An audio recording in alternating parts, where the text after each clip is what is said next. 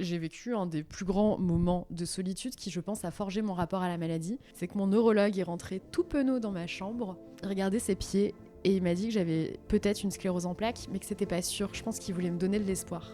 Et donc, moi, ce que j'ai retenu de cet échange, c'est que c'était honteux d'avoir une CEP et que c'était peut-être pas ça. Bonjour et bienvenue dans ce nouvel épisode de l'Anomalie, le podcast qui ouvre la discussion sur la maladie et le handicap. Pour cet épisode, vous remarquerez que ce n'est pas Giulietta qui vous parle. Je suis Claire et j'ai aujourd'hui la joie de prendre le rôle de Giulietta dans son propre podcast. Depuis 12 ans, nombre de nos discussions entre amis ont abordé nos deux expériences de la maladie. Vous allez donc entendre une de ces discussions où c'est pour une fois Giulietta qui prend la parole et raconte son propre cheminement face au diagnostic d'une sclérose en plaques en 2014. Dans cet épisode, Giulietta nous parle de vulnérabilité et de performance, de déni et d'IRM, d'1, 2, 3 et 4 neurologues, de guerre et de paix, de créer un podcast qui n'est pas militant, ou presque. Je vous laisse découvrir notre discussion où vous entendrez, je l'espère, toute l'amitié que nous avons l'une pour l'autre et où, surtout, vous découvrirez sous un nouveau jour l'hôte de l'anomalie. Pour commencer, Giulietta, déjà je suis hyper intimidée de faire l'exercice qu'on est en train de faire. Tu m'as demandé il y a un moment maintenant de t'interviewer, donc de prendre ton rôle dans l'anomalie pour un épisode spécial où finalement tu prends toi la parole pour raconter ton histoire et ton propre rapport à la maladie ou au handicap. Pour tes auditeurs et auditrices fidèles, tu dis déjà beaucoup de choses dans chacun de tes podcasts, mais c'est l'occasion peut-être de reprendre l'histoire au complet et on verra aussi peut-être de parler de ce qui a changé pour toi ces dernières années et depuis le début de l'anomalie ou plus largement. Peut-être en guise de contexte, on peut dire que nous sommes des amis de longue date, toi et moi. On peut dire qu'on a cheminé de la vingtaine à la trentaine. Je me suis rappelé que notre première rencontre, c'était dans le cadre d'une association qui faisait des visites à l'hôpital auprès de patients atteints de cancer. Donc c'est quand même amusant de se rappeler que notre premier contact, ça a été dans un lien avec la maladie d'une certaine manière, dans le cadre du bénévolat. On a fait beaucoup de choses ensemble ces dernières années, Giulietta. On a fait nos études ensemble, on a fait beaucoup de kilomètres à vélo ensemble, on a partagé des centaines de photos de chiens, on a parlé de nos neurologues respectifs assez longuement, et on a parlé de la maladie aussi dans notre relation d'amitié. Du coup, aujourd'hui, c'est un exercice un peu particulier pour nous deux, et je m'inspire des meilleurs, et donc je vais te poser la question que tu poses à tous tes invités. On te connaît à travers le podcast, mais pas tant que ça. Donc, je voudrais savoir si tu voulais bien te présenter, Giulietta. Non. Alors déjà, très belle introduction, Claire, bravo. Tu me recrutes. Réalisé sans lire dans ton carnet, j'ai remarqué et tout. Donc je m'appelle Giulietta, j'ai 32 ans, j'habite en Italie, je travaille en freelance. Ça a l'air pas très intéressant comme description, mais ça dit beaucoup de choses de moi. 32 ans, c'est un âge où on se sent mieux dans sa vie, je crois.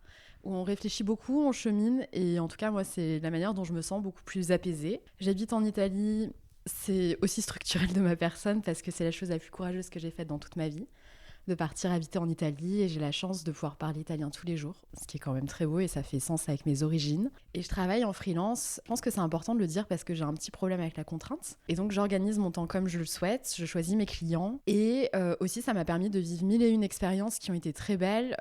Rencontrer des clients incroyables, accompagner mon grand-père sur sa fin de vie parce que je pouvais descendre dans le sud, vivre en Italie, faire une crise existentielle, partir entre l'Italie et la Tunisie, l'Écosse. Donc voilà. Et sinon, je pense que c'est important de dire que je sors d'une période introspective de 2 ans et demi, où j'ai appris pas mal de choses et il y a 2-3 éléments que je pourrais dire. Le premier, c'est que j'ai appris que je faisais beaucoup de choses avec le cœur. Globalement, si je fais quelque chose, c'est que j'ai vraiment envie de le faire et si j'ai pas envie de faire quelque chose, ça se voit. Que mes piliers dans la vie, ce sont mes amis et ma famille et que j'ai la chance d'être incroyablement bien entourée. Et le dernier point, c'est que pendant une longue partie de ma vie, je me suis effacée. Et je croyais qu'en prenant pas de place, en fait, on accommodait tout le monde et je me rends compte qu'on peut s'affirmer sans écraser les autres. Et donc, je suis en pleine phase d'affirmation. D'ailleurs, j'arrive à prendre la parole dans mon propre podcast. Et sinon, je suis l'hôte du podcast L'Anomalie, donc que vous écoutez. Et je vis en coloc avec une sclérose en plaques de poche, comme je me plais à l'appeler. Voilà. Tu disais à l'instant qu'un de tes enseignements récents, c'était de prendre de la place. Et aujourd'hui, c'est prendre la parole. Je voudrais peut-être qu'on commence par ça quand même. Pourquoi tu as décidé de faire cet épisode ? Quel a été ton cheminement sur cette idée-là ? Par honnêteté intellectuelle, en fait. C'est toujours biaisé. Quand on crée un projet, quand on crée un média, etc., on est toujours biaisé. On a toujours un point de vue. Et donc, pour moi, c'était de l'honnêteté intellectuelle que d'expliquer quel était mon parcours, pourquoi je posais ces questions, pourquoi je les posais de cette manière-là, quelles étaient mes névroses implicitement. Moi, mon parti pris sur l'anomalie, c'est de dire que prendre la parole, ça libère. Moi, ça m'a libérée dans mes prises de parole avec vous, mes amis, ma famille. Je suis très ouverte sur à peu près tout. Ça, c'est au niveau individuel. Quand j'ai commencé à parler de ma maladie avec ce podcast, il y a plein de gens qui ont commencé à me parler de la leur. Ça les a libérés, il y en a pas mal qui ont pris la parole sur l'anomalie. Et donc, voilà, je crois que c'est important d'expliquer d'où ça vient, pourquoi ça fait sens, et si ça peut aider certaines personnes, alors je suis contente. On peut peut-être parler du coup de la maladie que tu évoquais. Tu parlais de ta colocataire de poche, je crois, c'est ça l'expression précise. Mais avant de parler d'elle, moi je voudrais juste revenir en arrière, une blague que je t'ai déjà faite, puisque quand tu m'as demandé la première fois de prendre ce rôle pour toi dans l'anomalie, tu m'as dit, à ma grande surprise, que tu allais parler de l'anxiété, alors que moi je m'attendais plutôt à ce que tu parles de cette colocataire. Est-ce que tu peux m'expliquer, peut-être déjà expliquer les deux, de quoi on parle quand on parle de sclérose en plaques et d'anxiété, puisque c'est aussi un mot peut-être un peu galvaudé. Donc comment tu les définis les deux et peut-être quel lien tu as fait entre les deux? Alors, la sclérose en plaques, c'est la maladie avec laquelle je vis depuis 12 ans. C'est une maladie auto-immune neurologique. Donc, c'est mes défenses immunitaires qui vont attaquer la gaine de mes terminaisons nerveuses, principalement dans la moelle épinière et dans le cerveau. Donc, moi, j'ai perdu la vue d'un œil. Quand ça m'est arrivé, je l'ai retrouvé. On peut avoir des sensations désagréables dans certains membres, donc des douleurs, des picotements, des décharges électriques où on peut perdre la motricité d'un ou plusieurs membres. Et il y a plusieurs formes de sclérose en plaques. Soit on peut récupérer, c'est mon cas pour l'instant, soit on ne récupère pas.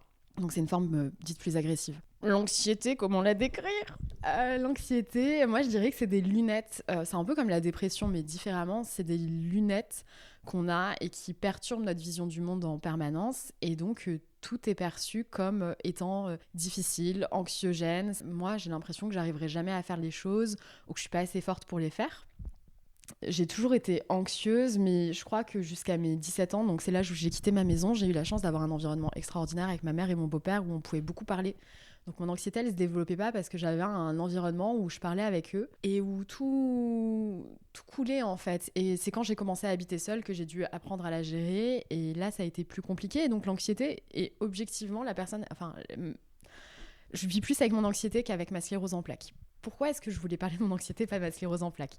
Parce que je viens de terminer une thérapie où j'ai appris à gérer mon anxiété et donc ça, c'était super important pour moi et j'ai l'impression d'avoir plus travaillé sur elle que sur ma CEP. Alors, il y a plein de petits points, mais je vais les dire rapidement. Grosso modo, je dis toujours non avant de dire oui, j'ai un esprit de contrariété. Donc, quand on me dit quelque chose, par définition, je dis toujours non avant de me dire peut-être que ce serait une bonne idée. Ensuite, la sclérose en plaques, je crois que j'en ai jamais parlé à personne de la souffrance immense que j'ai ressentie. C'est possible que je pleure du coup. Pour moi, c'est une souffrance indicible quand on a 20 ans d'apprendre qu'on a une maladie, de pas comprendre à quoi ça correspond, de juste rompre une période d'insouciance. Et j'ai jamais mis de mots là-dessus. J'en ai parlé rapidement à quelqu'un, mais je ne crois pas l'avoir formalisé. Ça a généré beaucoup de souffrance chez moi et surtout chez ma mère et mon beau-père qui ça a détruit leur vie pendant 10 ans. Donc j'avais peur de mettre des mots là-dessus. Ensuite, je me sens pas légitime parce que ma sclérose en plaques est peu agressive. Elle est quasi bénigne en fait. Elle a juste fait une poussée en 12 ans et puis elle s'est arrêtée.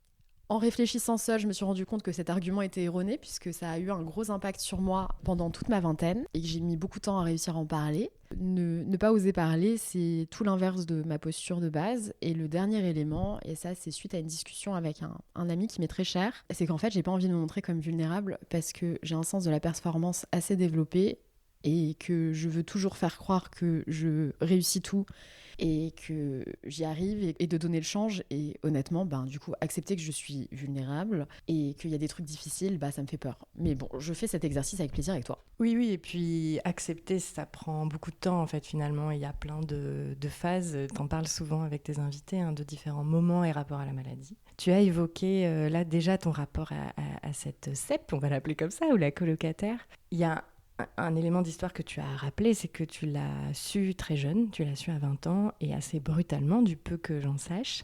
Est-ce que tu accepterais de nous raconter un peu ce début de la maladie, comment elle est survenue et comment tu l'aperçois aussi finalement ces dernières années et aujourd'hui ? Comment tu la vis au quotidien ? Ouais. Ma sclérose en plaques, elle est apparue le jour des écrits de Sciences Po. J'étais en 3e année de prépa, donc j'étais en prépa littéraire, donc c'est une préparation très intense à des concours très exigeants. Ça se fait en 2 ans, et si on réussit pas les concours qu'on souhaite à l'issue de la 2e année, on a la possibilité de faire une 3e année qui s'appelle une CUP, c'est ce que j'ai fait. Étant par essence quelqu'un de pas du tout ambitieux, moi, les seuls concours que j'ai voulu, c'était l'école normale supérieure, donc qui est le Graal, le top 3 des écoles de commerce et Sciences Po Paris. C'est les seuls concours que j'ai passés. Et le premier concours que je passais, c'était Sciences Po Paris. Et en fait, j'étais complètement sur les rotules. Et à l'époque, je croyais que si je ne réussissais pas ces concours, ma vie était foutue. Donc, je me suis mis une pression de malade. Mon corps a lâché. J'ai fait un burn-out le 31 décembre 2013. J'ai perdu pied. J'ai fait ma première crise d'angoisse de toute ma vie. Et à partir de ce moment-là, j'ai été dans un état qu'on appelle d'anxiété généralisée. Donc, c'est-à-dire que je ne redescendais jamais de ma crise d'angoisse. Je ne dormais plus la nuit, j'étais en boucle, j'avais peur de mourir. Et donc j'étais en boucle là-dessus, et en fait à un moment mon corps a lâché. Dans le train pour aller à Paris pour passer Sciences Po, je me suis rendu compte que je voyais pas très bien en fait. J'avais une gêne oculaire, j'arrivais pas à l'identifier. Et c'est au moment où je me suis assise à ma table pour les écrits qu'il y avait des néons, c'était à Villepinte au parc des expositions, et j'ai mis ma main devant mon œil droit, donc c'était l'œil valide. Et je me suis rendu compte que ma vue était complètement floue. C'était comme si j'avais une lampe de poche en permanence rivée dans mon œil. Étant fille de médecin et adorant poser des diagnostics depuis ma plus tendre enfance, j'ai rapidement compris que c'était lié à mon cerveau. Un des symptômes de la tumeur du cerveau, c'est de voir double. Donc je me suis dit que c'était sans doute une tumeur au cerveau. Et donc là, j'ai eu une réaction qui, je pense, me caractérise. C'est que je me suis dit, je vais avoir des mauvaises nouvelles dans les mois à venir. Il faut que je réussisse ce concours pour en avoir au moins une bonne. Je recommanderais pas de faire ça parce que ça aurait pu être un AVC, ça aurait pu être très dangereux. Donc j'ai rendu ma copie et je l'ai fait du mieux que j'ai pu. J'ai eu mon concours. Ouais. Donc une poussée de sclérose en plaques, c'est pas dangereux dans le sens il n'y a pas d'urgence. Donc on peut prendre son temps pour aller voir un médecin, c'est pas si grave que ça, j'étais pas en danger de mort. C'était juste qu'au bout de 2 ou 3 jours, j'ai eu très très mal à la tête et j'en pouvais plus et puis je comprenais pas ce qui m'arrivait, donc je suis allée aux urgences ophtalmologiques de l'Hôtel Dieu, donc sur l'île de la Cité. C'était un interne qui m'a prise et il m'a dit que c'était une névrite optique rétrobulbaire. Qu'est-ce que c'est ? Dis-nous en plus, Julieta. C'est une inflammation du nerf optique, en fait. Donc, mes défenses immunitaires ont attaqué mon nerf optique. Et il faut savoir que le seul nerf qui n'est pas douloureux du corps, c'est le nerf optique. Donc, ça ne faisait pas mal. C'était juste intolérable en termes de vue. J'ai appelé mes parents, je suis rentrée. Et ensuite, j'ai dû faire des examens ophtalmo complémentaires et j'ai été hospitalisée. Et le moyen, en fait, de faire passer cette poussée, c'est de prendre de la cortisone à haute dose. Donc j'ai été hospitalisée pendant 5 jours pour ça. Et j'ai vécu un des plus grands moments de solitude qui, je pense, a forgé mon rapport à la maladie. C'est que mon neurologue est rentré tout penaud dans ma chambre, il regardait ses pieds et il m'a dit que j'avais peut-être une sclérose en plaques, mais que c'était pas sûr. Je pense qu'il voulait me donner de l'espoir. Parce que la névrite optique, ça peut être... Enfin, c'est un des signes principaux de la CEP, mais ça peut aussi être dû à une attaque virale et c'est une réponse immunitaire un peu désordonnée. Et donc, moi, ce que j'ai retenu de cet échange, c'est que c'était honteux d'avoir une CEP et que c'était peut-être pas ça. Il s'est passé pas mal d'années ensuite. Est-ce que tu peux nous expliquer cette phase ? Tu la nommes parfois une phase de déni. Est-ce que c'est exact de le dire ? Comment tu en parlerais ? C'est parfaitement exact de le dire. En fait, donc j'ai fait mes examens médicaux. Donc là, j'ai une période de blackout. Et pour préparer cet épisode, j'ai décidé de ne pas poser de questions à ma mère parce que je voulais que ce soit mon rapport à moi et qu'il ne soit pas filtré par son prisme à elle, mais donc on a fait tous les examens, donc il fallait passer des IRM en fait. Les IRM, ça permet de voir à l'imagerie médicale si j'ai des taches de démyélinisation, c'est le terme exact, dans le cerveau et dans la moelle épinière, en l'occurrence j'en avais. A priori c'est une sclérose en plaques, mais mon neurologue n'arrivait toujours pas vraiment à mettre les mots dessus. L'examen médical qui permet vraiment de poser le diagnostic avec encore plus de certitude, c'est la ponction lombaire. En fait, on va ponctionner le liquide céphalorachidien et mon neurologue n'a pas voulu que je la passe parce qu'il voulait pas me traumatiser. On a passé tous ces examens. Ma mère et mon beau-père ont compris que c'était une sclérose en plaques, mais pour moi, il y avait toujours le doute de possible. Mon neurologue me disait que c'était pas vraiment nécessaire que je prenne un traitement et je devais partir à Paris, donc il a mis ça sur la responsabilité de mon nouveau neurologue. J'ai passé mes examens sur Paris. Le neurologue était très enthousiaste parce qu'en fait, ma sclérose en plaques est peu agressive et c'est vrai qu'il y a dans la neurologie, il peut y avoir des choses quand même beaucoup plus dures que mon parcours à moi. Et puis en parallèle, parce que là j'ai parlé de ma mère et mon beau-père, mais moi j'ai un père aussi. Et donc mon père est un personnage de ma vie particulier, dirais-je. Mon père est psychiatre. Et mon père m'a dit que je n'avais pas de sclérose en plaques. Effectivement, elle n'est pas agressive et que pour lui, c'était peanuts. Et je me rappelle de sortir d'une séance chez mon neurologue à Paris où mon neurologue me dit que c'est une CEP. J'ai le compte-rendu sous les yeux, il y a écrit sclérose en plaques et mon père me dit ce n'est pas une sclérose en plaques. Je me rappelle d'avoir jeté mon téléphone à travers la pièce en lui disant ta gueule. Vraiment, ça n'arrive jamais que je m'énerve comme ça. À un moment, je pense que mon cerveau il a vrillé et j'ai décidé que c'était plus commode de ne pas avoir de sclérose en plaques. Et donc je me suis offert une période de 7 ans sans sclérose en plaques. J'ai décrété que c'était une suspicion, qu'elle n'existait pas. Bien évidemment, j'allais pas bien parce que à chaque fois que j'étais bourrée, j'en parlais. Je sais pas comment je te l'annonçais, je me rappelle plus. Je sais comment on en a parlé, c'est que dans ma vie, j'ai une autre amie qui a une CEP et je pense que je t'ai parlé d'elle sans doute, ou l'inverse. Déjà ? Ouais. Ok, bon bah peut-être. J'ai fait le lien entre vous deux il y a longtemps. Sans doute, mais voilà, la plupart des gens, je leur en parlais quand j'étais ivre-morte en pleurant, donc c'était vraiment pas une bonne idée. Pendant 7 ans, je me suis épanouie, j'ai fait plein de choses, j'ai pris soin de moi différemment, j'ai vécu, j'ai eu la chance de pouvoir la mettre de côté sans qu'elle me fasse de mal. À l'issue des 7 ans, il y a eu le Covid. J'ai eu des fourmis dans les mains et j'ai décidé de reconsulter. Et voilà, j'ai fait ma ponction lombaire. Et ça, c'est une belle étape. Bravo, Giulietta.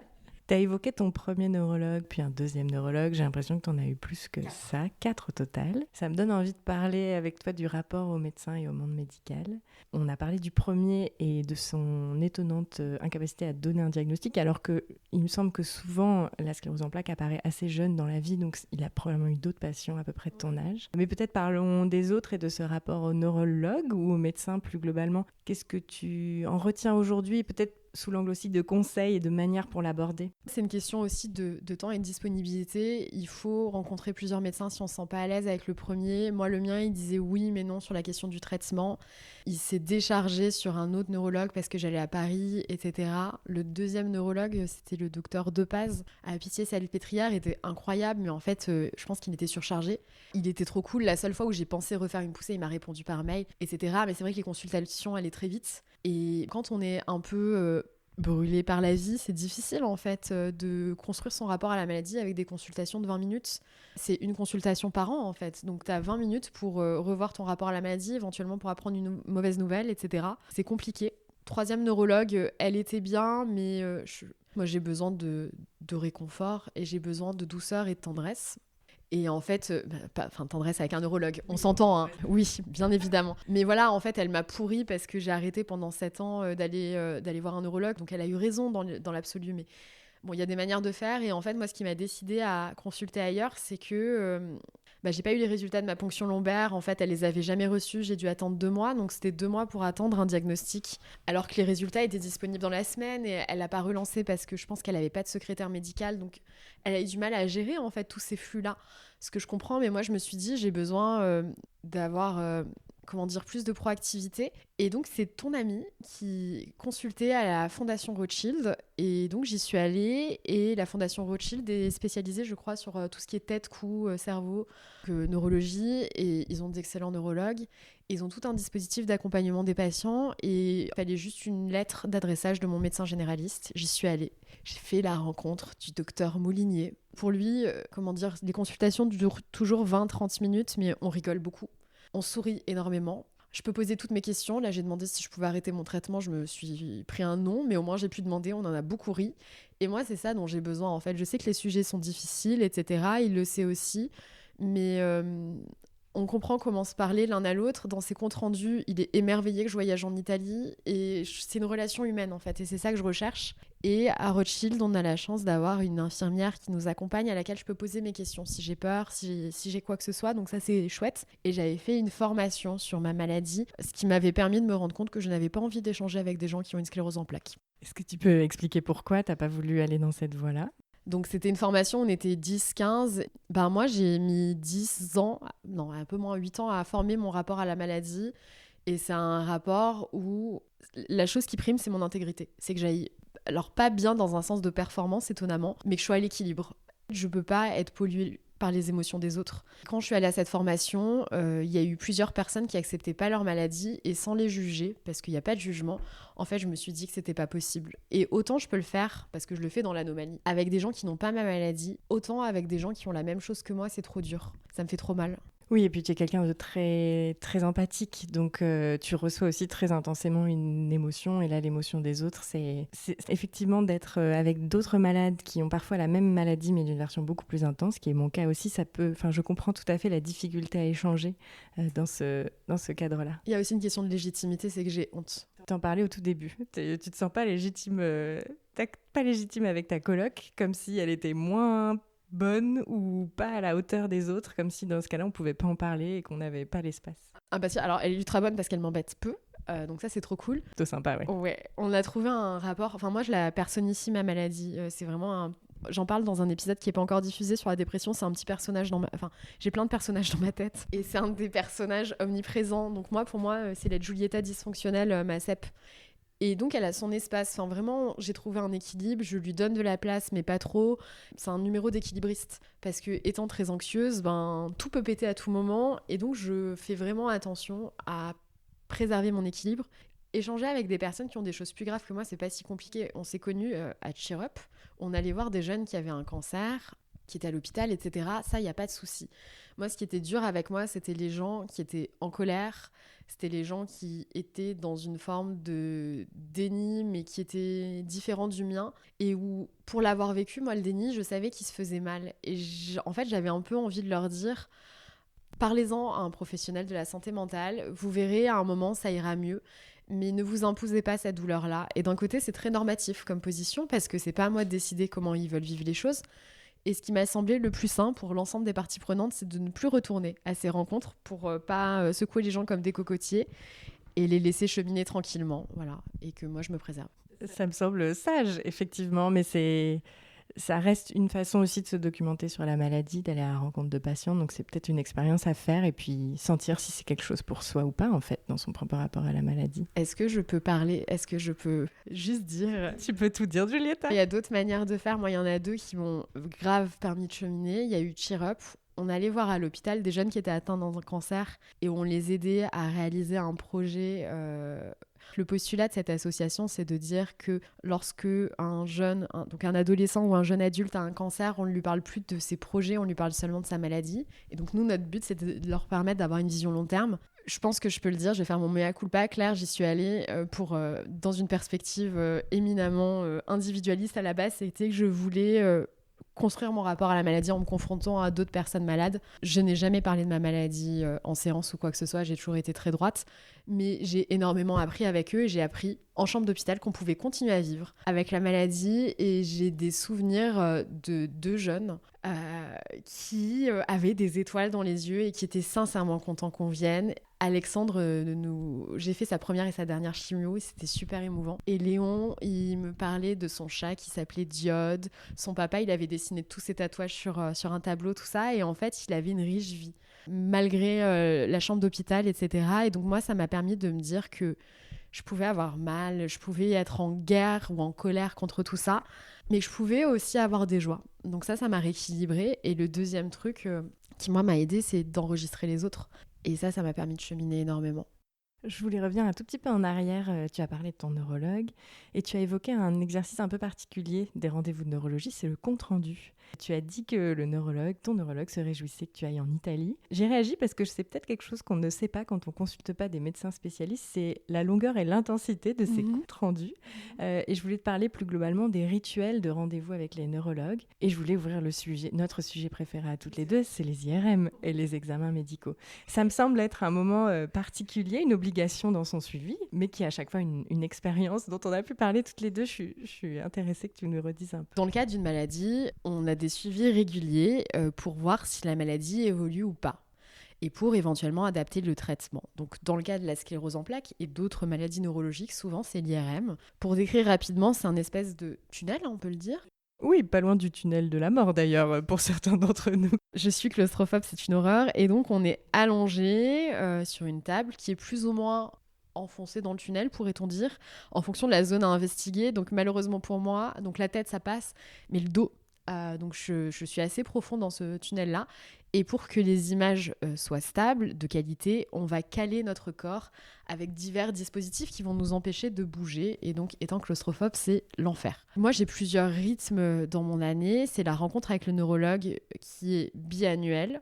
mais je le rencontre une fois en physique, une fois en visio. La visio, pour moi, ça compte pas vraiment. C'est juste, je pense, il veut s'assurer que ma santé mentale est OK, il n'y a pas trop besoin. Et la rencontre physique, elle est importante. Dans le meilleur des mondes, les IRM et la rencontre physique ont lieu à peu près dans la même semaine. C'est un moment où je suis particulièrement à fleur de peau et donc c'est un moment où je fais le point sur ma maladie, ce qui est toujours très dur pour moi, même si je suis plus ou moins apaisée avec cette maladie, mais il y a une semaine dans l'année où ça va pas. Et en fait, avec le temps, j'ai mis en place ma routine pour rendre ça le moins désagréable possible. Le premier truc, c'est de toujours être accompagnée quand je passe mes IRM et ou quand je vais chez le neurologue. Depuis le Covid, c'est plus difficile d'aller chez le neurologue avec quelqu'un, mais pour les IRM, il y a toujours quelqu'un avec moi en salle d'attente ou quelqu'un qui m'accompagne parce que c'est trop dur émotionnellement et que j'ai besoin de réconfort. Ça, c'est le premier truc. L'année dernière, j'ai fait ça en hospitalisation de jour, donc je me suis acheté des BD sur le Japon. Et j'ai lu mes BD, j'étais très heureuse. Donc j'essaie de faire que des choses qui me font du bien. Cette année, je vais aller chez le coiffeur juste avant d'aller chez le neurologue, etc. Donc l'IRM, c'est très compliqué. Ma recommandation, c'est d'essayer de trouver un centre de radiologie si vous avez l'opportunité, où on traite bien les gens, parce que c'est important.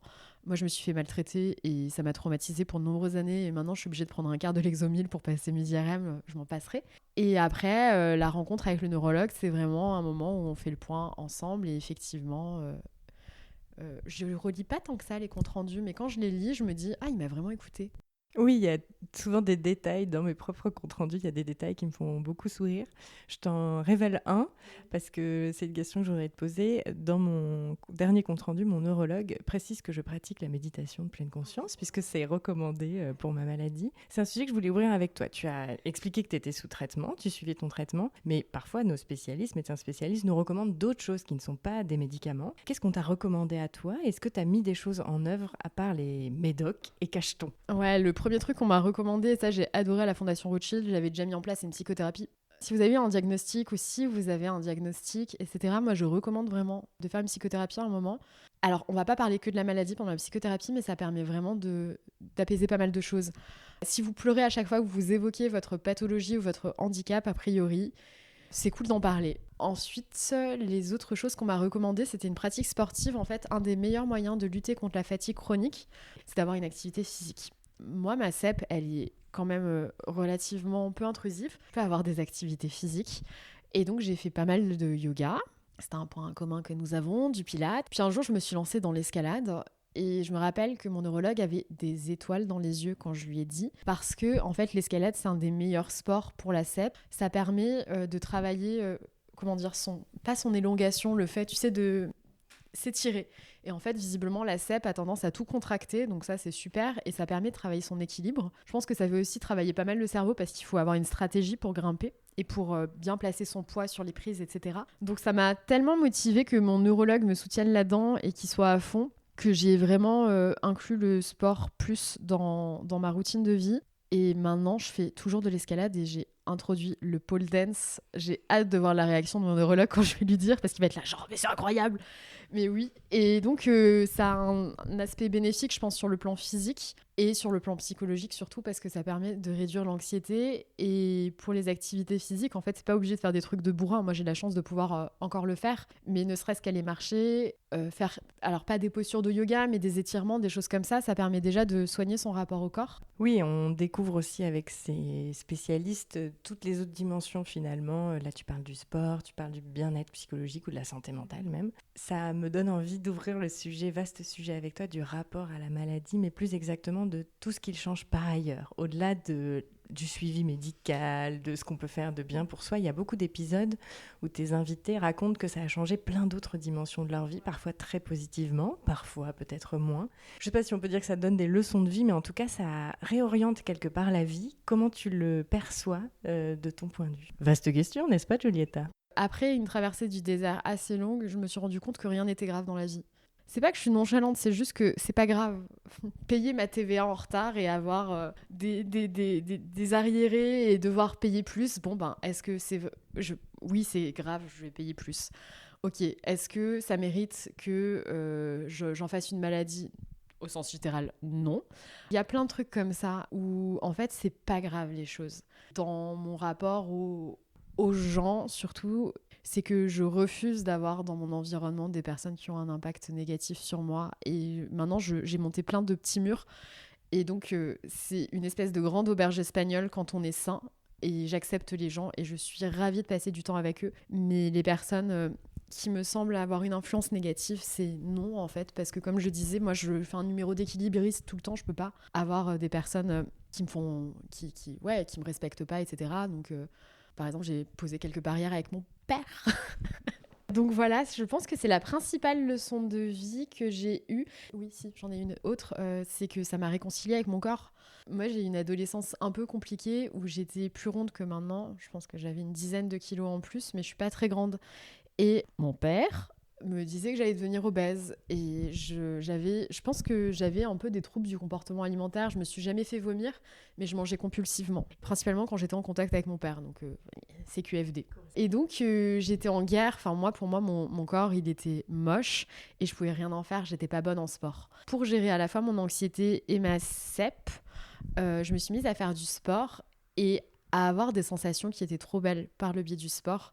Une des sensations qui m'émeut le plus, tu sais, c'est quand tu es au yoga et que tu te retrouves un peu plié et que ton ventre touche tes jambes, des choses comme ça. Et en fait, de sentir mon corps, c'est une des sensations qui m'émeut le plus. J'ai envie de pleurer à chaque fois, tellement c'est beau pour moi. Et donc, de comprendre que c'était pas seulement une enveloppe corporelle un peu désagréable que je transportais, mais que c'était quelque chose dont je devais prendre soin, avec lequel je devais faire la paix. Purée, mais c'est guerre et paix cet épisode. Je parle que de guerre et de paix. C'est vrai que c'est un vocabulaire, un lexique très dans la lutte. Mais oui, voilà, que je pouvais être douce en fait avec mon corps, que je pouvais en retirer de la satisfaction. Il y a un truc, moi, qui m'a fait trop plaisir, c'est que j'habite en Italie, je vais à l'escalade avec mes coworkers, et il y a 2 gars qui ont dit qu'ils étaient impressionnés par moi qui fais de l'escalade. Et ça a été une de mes plus grandes fiertés. Et après, il y en a un des 2 qui a dit « Ouais, t'es vraiment bonne pour une meuf qui a une sclérose en plaques. » Et ça me donne envie d'être encore meilleure et de lui mettre le Et tu ouvres le sujet de la performance. J'ai réécouté avant cet enregistrement plusieurs épisodes, presque tous.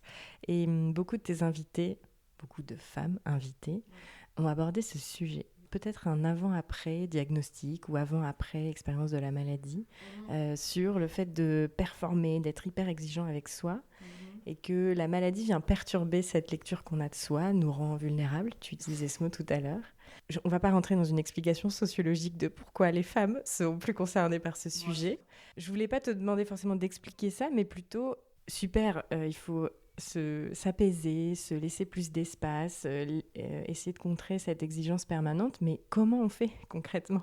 Est-ce que toi, tu as des exemples de comment on lâche cette pression qu'on se met sur soi-même ? Le premier truc, c'est de parler, d'expliquer aux gens ce qu'on a. Alors ça, faut être en mesure de pouvoir le faire. Hein. Pareil, c'est des conseils que je donne, mais ça dépend où on en est de son cheminement.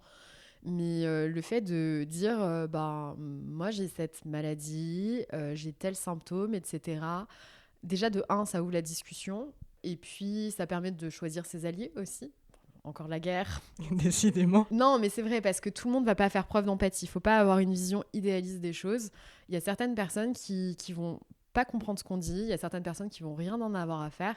Il va y avoir des personnes qui vont faire preuve d'empathie. Ça, c'est important parce qu'on se sent souvent très seul par rapport à sa maladie, on veut donner le change. Et donc, le fait d'ouvrir la parole, ça permet au moins d'avoir des égards, dans le meilleur des cas.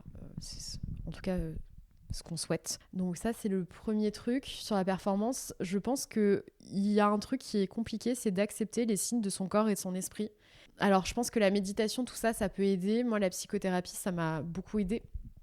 C'est qu'en fait, d'ailleurs, je peux faire le lien avec l'anxiété, c'est qu'en fait, notre corps, notre esprit nous envoie des signaux et que c'est pas anarchique. En travaillant sur moi, je me suis rendu compte que mon anxiété, elle venait pas de nulle part, que c'était pas un état qui débarquait comme ça, mais que j'ai des choses qui me triggerent. Donc après, j'ai le choix de soit me dire, Giulietta, par exemple, les fêtes de famille, là, je fais un effort. Mais si, par exemple... j'ai eu une mission sur laquelle je me sentais plus à l'aise et ça a généré de l'anxiété chez moi parce que j'étais pas bonne et que ça me saoulait de faire du mauvais travail, d'être payée pour faire un travail que j'estimais pas au niveau, etc. Et à un moment, je me suis écoutée, j'ai mis fin à la mission. C'est un long entraînement que d'apprendre à écouter ces tout petits signaux que notre corps ou notre esprit nous font pour apprendre un petit peu à lever le pied. Je dirais qu'après, il faut aussi faire la balance des choses. Qu'est-ce qui nous tient vraiment à cœur ? Qu'est-ce qui fait sens pour nous ? Moi, par exemple, j'ai fait un exercice. Alors, ça n'a pas l'air joyeux comme ça, mais moi, je trouve que c'est très bien. C'est comment est-ce que je voudrais qu'on parle de moi après ma mort ? Écoute, après le lexique de la guerre, on peut partir sur le lexique du deuil, de la mort. On t'écoute, Juliette.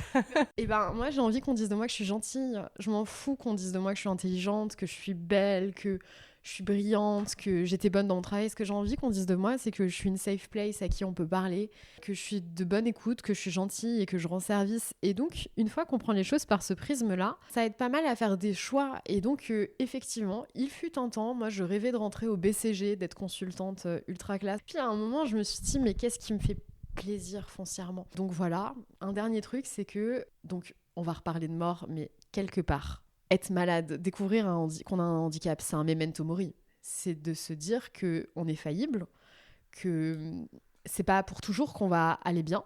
Et moi, je trouve que ça donne plus de place à la notion de plaisir, de joie, de tout ça. C'est qu'en fait, les seules choses qui tiennent la route et dont on est certain, c'est ce qu'on vit pendant l'instant présent. C'est là, je suis certaine. Oh là là, on dirait un peu des cartes. De quoi suis-je certaine ? Le doute. Non, mais en vrai, la seule chose dont je suis sûre, c'est que là, je passe un bon moment et c'est important pour moi. Et donc, peut-être de moins se mettre la pression sur le futur parce qu'on ne sait pas dans quel état on sera. Par exemple, Julie, elle en parle. Elle a une spondylarthrite ankylosante et elle disait que peut-être dans quelques années, elle aura une canne, ce qui n'est pas facile à accepter. Mais qu'est-ce qu'elle peut faire maintenant ? Donc voilà, c'est plein de conseils, mais c'est dit sans aucune morale, en fait. C'est long de réfléchir à tout ça. Et moi, pour moi, la base pour y arriver, c'est vraiment d'en parler autour de soi et de trouver des petites personnes avec lesquelles on aime cheminer. C'est accepter sa maladie, mais aussi l'incertitude de sa maladie. Quand on a des maladies évolutives, en fait, on ne sait pas de quoi sera fait l'avenir. Et la notion de présent, elle est importante. Tu parlais juste à l'instant de dialoguer avec d'autres personnes. Parfois, ça marche, parfois, ça ne marche pas, sans être angélique ou là-dessus. Je crois que tu en avais parlé peut-être dans ton tout premier épisode avec Thibaut. Qu'est-ce qu'on peut conseiller à ceux qui veulent bien faire, qui parfois sont maladroits, parfois ne savent pas aborder le sujet. Mais qu'est-ce qu'on peut dire du côté des malades comme conseil, finalement, pour ceux qui ont envie de faire, envie de parler, mais qui ne savent pas comment? Bah, c'est un peu comme tout, en fait. C'est une posture d'écoute. Ça marche pour tout, hein. Ça marche pour une personne qui est racisée et qui va parler de ses expériences de racisme, et nous, on est blancs. Ça va marcher pour une personne queer qui va nous parler de son chemin de vie, et nous, on est hétérosexuels. Ça va marcher pour un homme qui va pas faire de mansplaining et qui va nous écouter parler de nos expériences en tant que femmes. C'est, en fait, accepter de ne pas savoir. Et donc, de dire, c'est toi qui va me partager ton vécu avec ton prisme à toi. Et il faut avoir en tête l'idée de comment puis-je être ton allié. Et ça, c'est un vocabulaire, non pas de guerre, mais qui existe beaucoup dans les sphères queer, etc. Par rapport aux personnes trans, comment être un allié, en fait, des personnes trans en étant soi-même cisgenre, mais sans connaître en fait dans son expérience de vie ce que ça veut dire. Et donc je pense que ça passe notamment par le fait de se taire et d'écouter, et puis d'essayer d'aider l'autre à formaliser ses besoins. Parce que c'est pas toujours facile. Comme tu le disais, on est beaucoup dans la performance. Donc on veut donner le change, on veut réussir à faire les choses, etc. Et c'est le cas pour moi, mais je pense que c'est le cas pour pas mal de personnes que j'ai interviewées. C'est difficile de dire, là je suis fatiguée et j'ai besoin que tu prennes le relais. Et donc, être dans une posture de dire de quoi est-ce que tu as besoin ? Comment est-ce que tu veux que je t'aide ? Quand est-ce que tu veux que j'arrête de demander de quoi tu as besoin aussi ? C'est important. Mais ouais, mon premier truc, c'est de se taire, éventuellement de se documenter. Il y a pas mal de sites qui existent, etc., des réseaux d'aidants, mais donc d'essayer d'aller un peu naviguer sur des comptes. Peut-être de demander justement des comptes à lire que la personne apprécie, des comptes Instagram, etc. Il y a pas mal de ressources. Ouais, je crois que c'est principalement ça. Et alors, si le degré d'intimité le permet, mais non, en fait, je crois qu'il faut le faire tout le temps. Si la personne a des examens médicaux, des rendez-vous avec son médecin, de demander si elle est accompagnée et si elle souhaite être accompagnée, si elle a quelqu'un ou pas. Ça, c'est important. Est-ce que tu vois d'autres éléments clairs ? Non, mais je suis sensible au dernier. Dans une logique de performance, en tant que patient malade, on peut parfois vouloir performer ses rendez-vous médicaux, ses IRM et autres, et donc s'imposer une solitude à ce moment-là qui n'est pas forcément nécessaire. Et c'est tout à fait possible d'accompagner quelqu'un dans un service médical.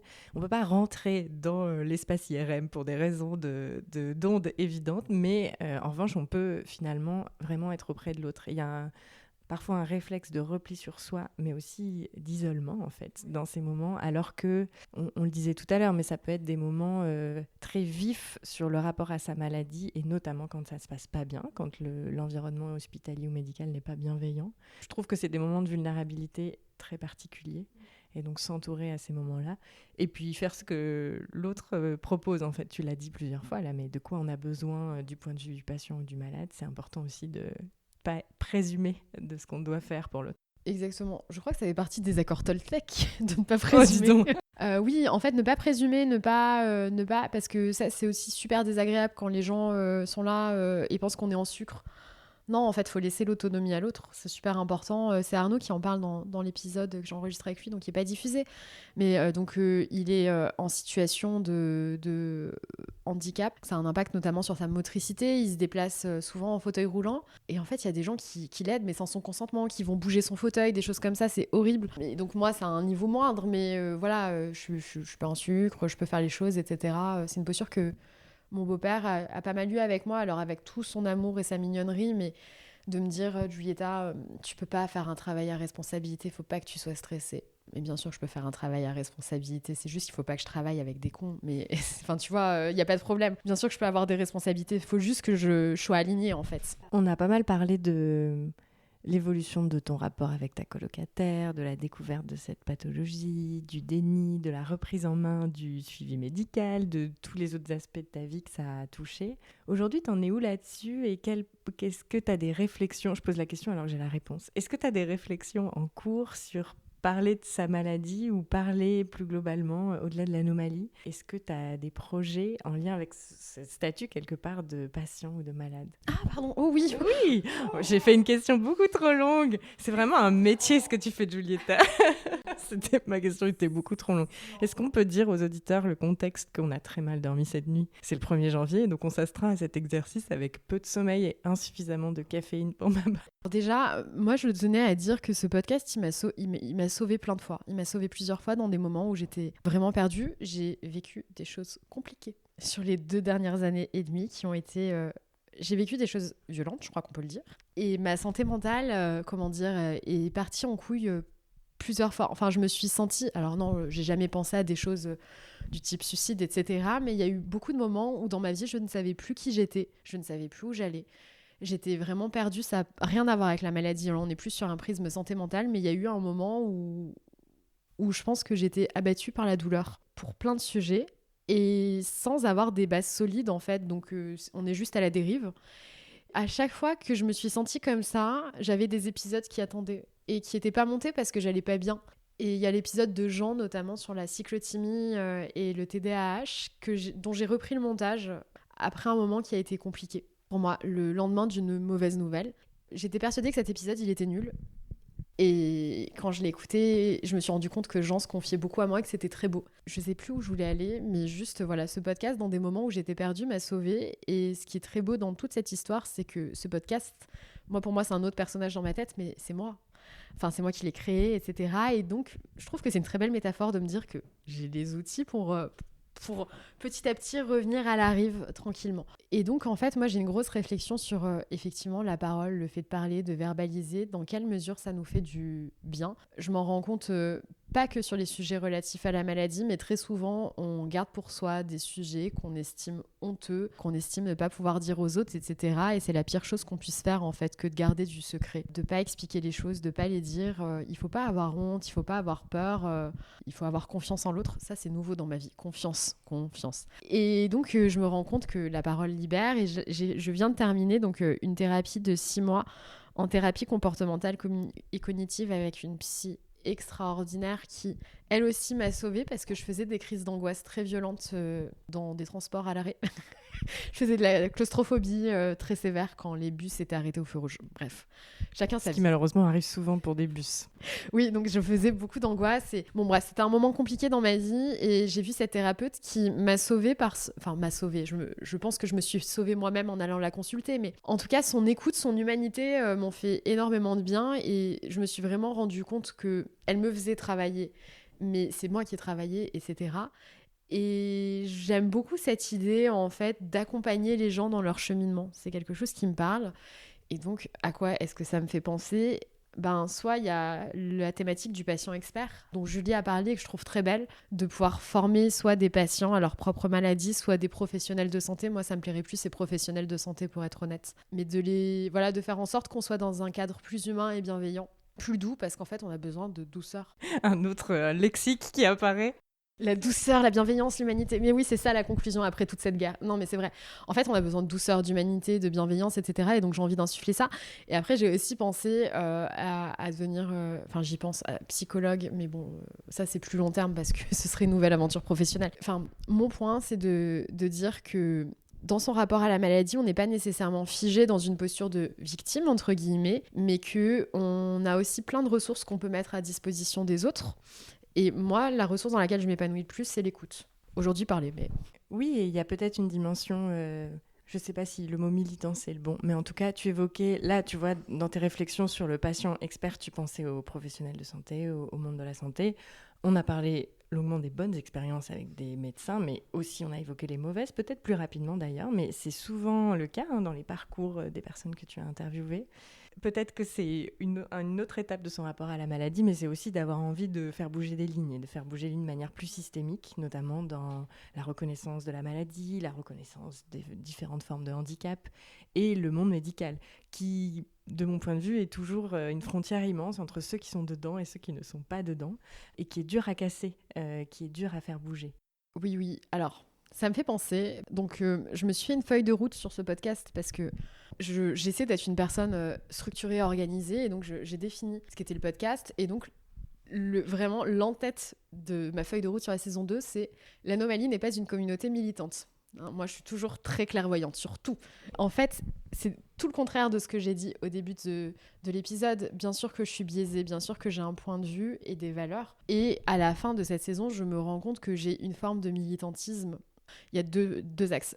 Je suis une personne woke, et donc, bien évidemment que c'est dans une perspective woke. Donc oui, l'Anomalie est dans cette perspective-là, et on en parle avec Arnaud qui est militant, donc c'est un épisode sur le militantisme.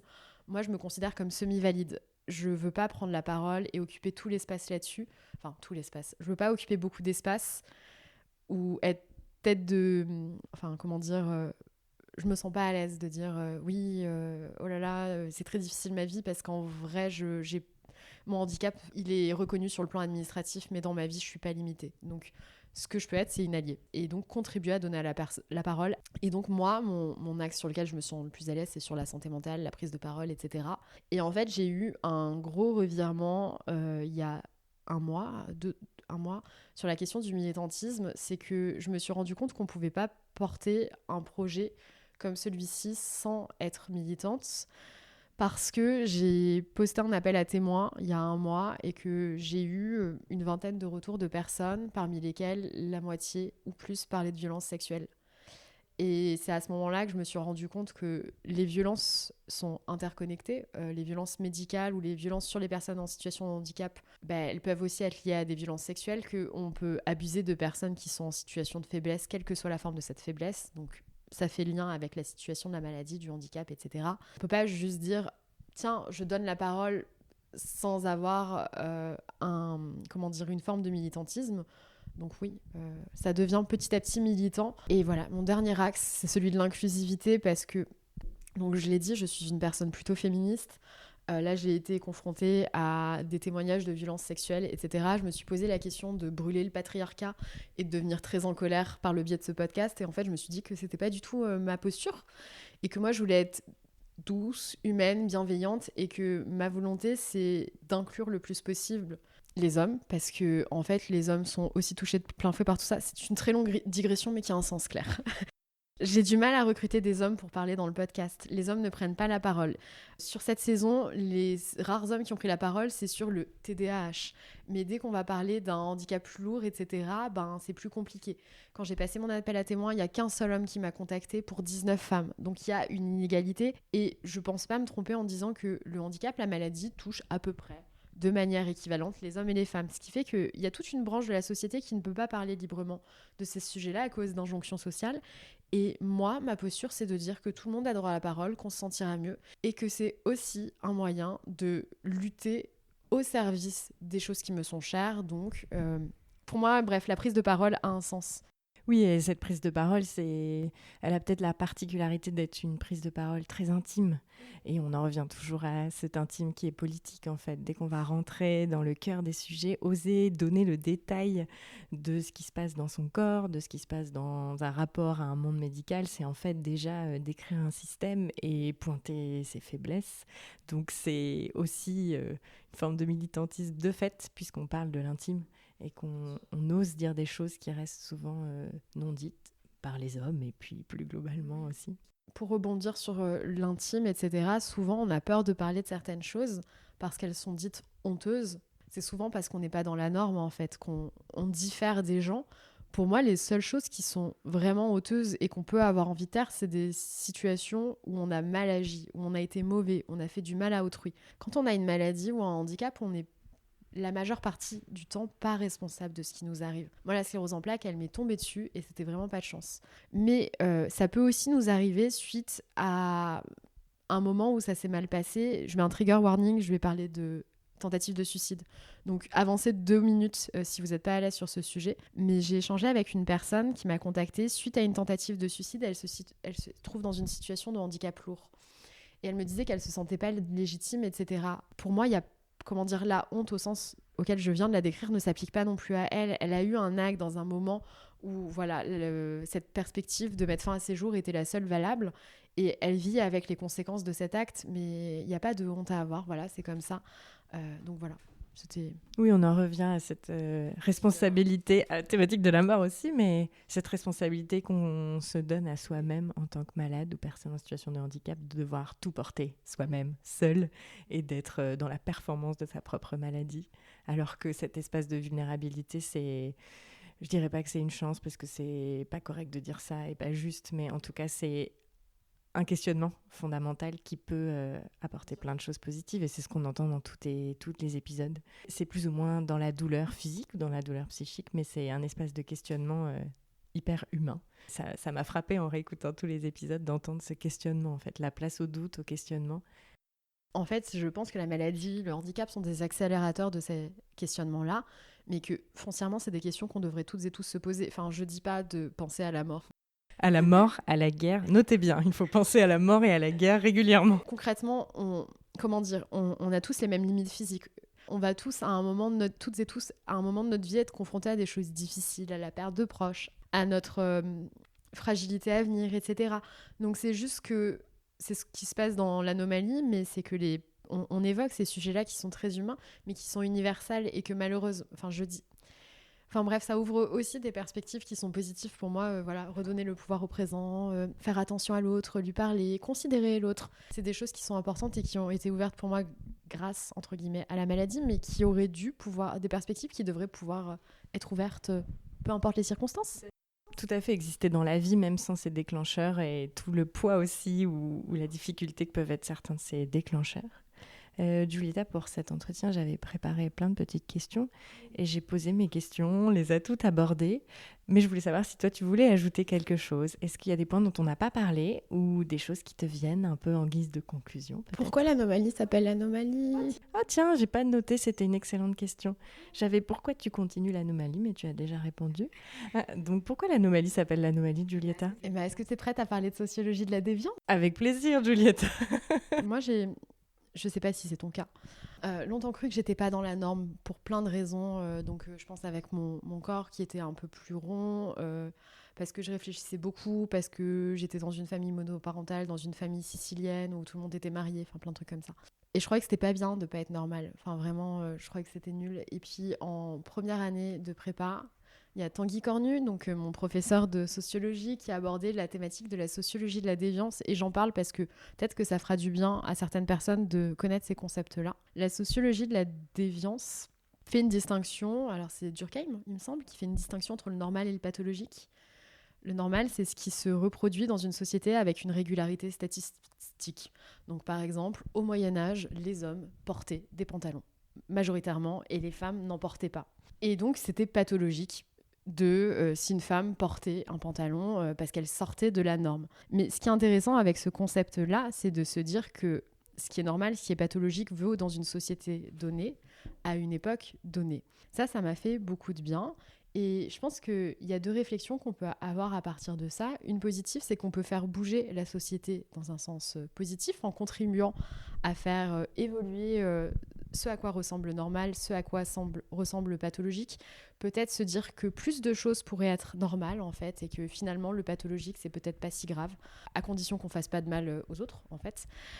Donc ça, c'est la vue positive et c'est un peu la perspective de ce podcast, de se dire tiens, ce qu'on estime honteux, etc., est-ce que ça l'est vraiment ? La deuxième perspective, c'est qu'on peut se dire qu'à contrario, ce qui est pathologique peut prendre plus de place en fonction des personnes qui ont le pouvoir. Et donc, c'est un petit rappel à se dire que nos libertés ne sont, pas éternelles et qu'il faut prendre soin de les protéger. Mais on a dit que cette saison n'était pas militante. Surtout, c'est l'enseignement principal. Voilà, et on ne parlera pas de sclérose en plaques dans cet épisode. Non, surtout, on n'évoquera pas cette colocataire. Merci Giulietta de m'avoir fait confiance, déjà, ça m'émeut beaucoup. Et puis d'avoir raconté ton histoire, d'avoir été guerrière et militante, même si c'était pas ton intention. Écoute, peut-être qu'il y aura d'autres épisodes de cette sorte. En tout cas, tu as annoncé qu'il y avait plein d'autres épisodes en cours, donc vous pourrez, chers auditeurs et auditrices, retrouver plein d'épisodes de l'Anomalie. Il est temps de se dire au revoir. Un immense merci à Claire de m'avoir interviewée avec brio. J'ai trouvé que son animation était au top et cela m'a fait très plaisir de me confier auprès d'elle. Claire, il me semble que ta voix sonne particulièrement bien dans un micro. Cerno n'attend que toi. Cet épisode marque la fin de la saison 2 de l'Anomalie sur laquelle j'ai mis, comme toujours, tout mon cœur. Au cours de cette saison, j'ai vu mes invités s'épanouir dans l'exercice de l'interview. Un immense merci à elles et eux de m'avoir fait confiance pour les accompagner dans leur prise de parole. Recueillir la parole est un exercice éprouvant, vous l'aurez compris. Je le fais avec bonheur car je suis convaincue que nous avons toutes et tous besoin d'une bonne thérapie collective pour repenser la place de la différence dans notre société. Je suis convaincue que nous ne parlons pas assez, que nous ne faisons pas assez preuve de bienveillance et de curiosité les uns envers les autres. Le marketing voudrait que je termine cette saison sur une note positive, mais je crois que nous avons encore, toutes et tous, de beaux efforts à faire. Dans un monde où les nouvelles ne sont pas bonnes, se tourner vers l'autre est un acte militant. Je vous encourage donc à continuer à ouvrir votre cœur à autrui. Sur un plan personnel, cette 2e saison de l'Anomalie marque un retour à la vie qui n'aurait pas été possible sans le soutien et la confiance inconditionnelle de mes proches. Chaque café partagé, les invitations en week-end yoga, les balades à vélo, les canapés proposés, les vocaux écoutés sont autant d'attentions qui m'ont portée et sans doute un peu sauvée. Un immense merci à mon entourage particulièrement extraordinaire. Et plus particulièrement à ma maman, à qui je dédie cette 2e saison de l'Anomalie pour son courage et la confiance qu'elle m'a accordée tout au long de ma vie. Comme vous le savez, l'Anomalie est un projet entièrement fait maison, avec mes petites mains et tout mon amour. Vous pouvez me soutenir gratuitement en vous abonnant sur votre plateforme d'écoute préférée. Ajoutez un commentaire, écrivez-moi sur Instagram si vous aimez ce podcast. Vos petits mots me font toujours chaud au cœur et me donnent l'énergie de déplacer des montagnes. On se retrouve dans quelques mois pour une saison 3 haute en couleurs de l'Anomalie. D'ici là, prenez soin de vous.